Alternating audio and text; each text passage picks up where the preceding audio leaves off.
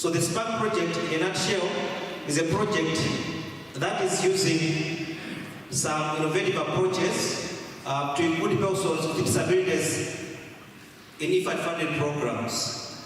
As you know, IFAD, the International Fund for Agricultural Development, is supporting the government of Malawi to undertake economic empowerment initiatives in the rural economy. So we're working with 3 programs that are being funded by IFAD, and they are implemented by the government of Malawi. And at the core of this work and this project, we are putting young persons with disabilities in the lead as change makers and champions of change. The focus of the project is in Malawi, Burkina Faso, India, as well as Mozambique. And the project started in 2021 and is phasing out in 2024, September this year. But in Malawi, we started a bit late, somewhere around in 2022.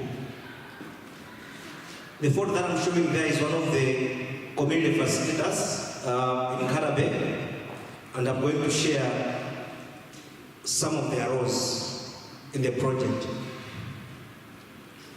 So basically, as a project, we're strengthening links and active engagement of persons with disabilities and IFAD projects. So we're working with the 3 programs, as I already alluded to.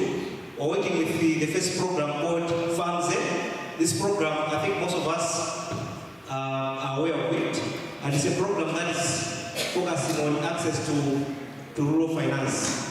And the second project that we're working with is called Trade. It's not under the Ministry of Trade, but it's a program that the government of Malawi is implementing to transform agriculture through entrepreneurship and diversification.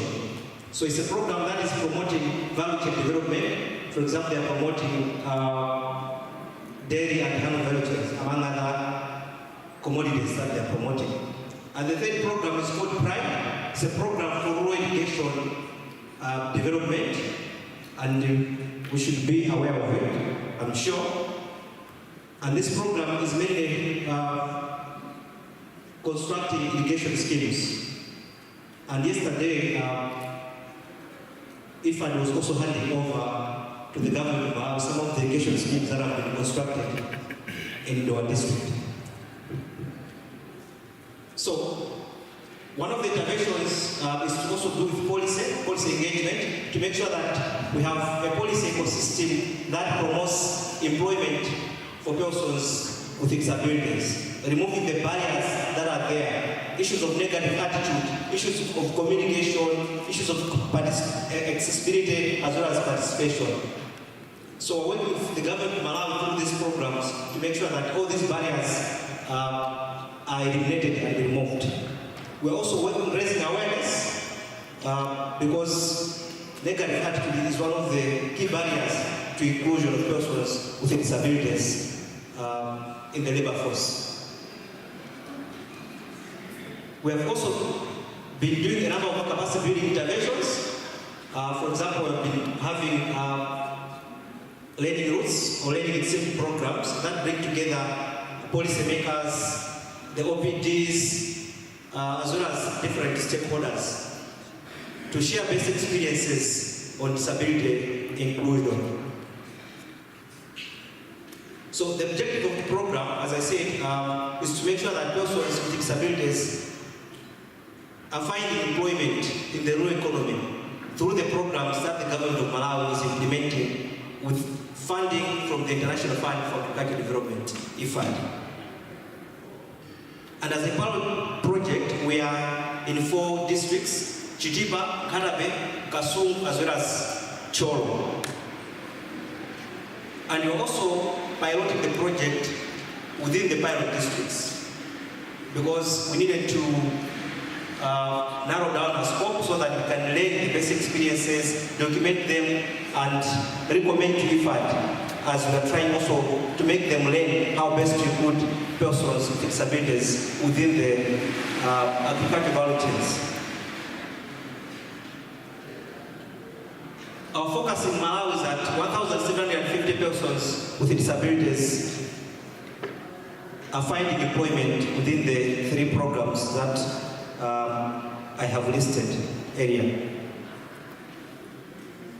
We will also are expecting that disability inclusive approaches for rural development programs are tested, documented, and ready to be scaled up. That's why I say this is a pilot phase of the project, and we might get another follow-up project that